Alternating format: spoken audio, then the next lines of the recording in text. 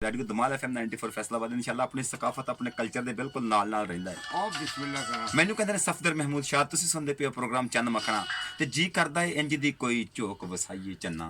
ਹਾਏ ਹਾਏ ਜੀ ਕਰਦਾ ਏ ਇੰਜ ਦੀ ਕੋਈ ਝੋਕ ਵਸਾਈਏ ਚੰਨਾ। ਹਾਂ ਹਾਂ ਜਿੱਥੇ ਰਲ ਮਿਲ ਲੁੱਡੀਆਂ ਪਾਵਣ ਖੁਸ਼ੀਆਂ ਸੁੱਖ ਤੇ ਹਾਸੇ ਹਾਏ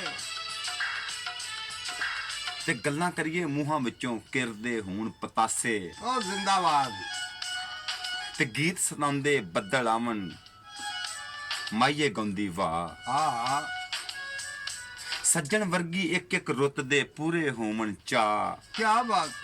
ਤੇ ਨਾ ਕੋਈ ਜ਼ਾਤਾਂ ਪਾਤਾਂ ਹੋਵਣ ਨਾ ਕੋਈ ਨਸਲੀ ਰੌਲਾ ਹਾਏ ਹਾਏ ਹਾਏ ਨਾ ਕੋਈ ਉੱਚਾ ਨੀਵਾਂ ਹੋਵੇ ਹਾਂ ਨਾ ਭਾਰਾ ਨਾ ਹੌਲਾ ਹਾਏ ਹਾਏ ਨਾ ਕੋਈ ਜ਼ਾਤਾਂ ਪਾਤਾਂ ਹੋਵਣ ਨਾ ਕੋਈ ਨਸਲੀ ਰੌਲਾ ਨਾ ਕੋਈ ਉੱਚਾ ਨੀਵਾਂ ਹੋਵੇ ਨਾ ਭਾਰਾ ਨਾ ਹੌਲਾ ਤੇ ਸਾਂਝਾਂ ਨਾਲ ਪੁਰਚੇ ਹੋਵਣ ਸਾਡੇ ਬੂਹੇ ਚੰਨੇ ਹਾਏ ਸਾਂਝੇ ਹੋਵਣ ਖੂਹ ਖਲਵਾੜੇ ਸਾਂਝੇ ਵੱਟਾਂ ਬੰਨੇ ਕੀ ਬਾਤ। ਵਾਹ ਵਾਹ ਵਾਹ।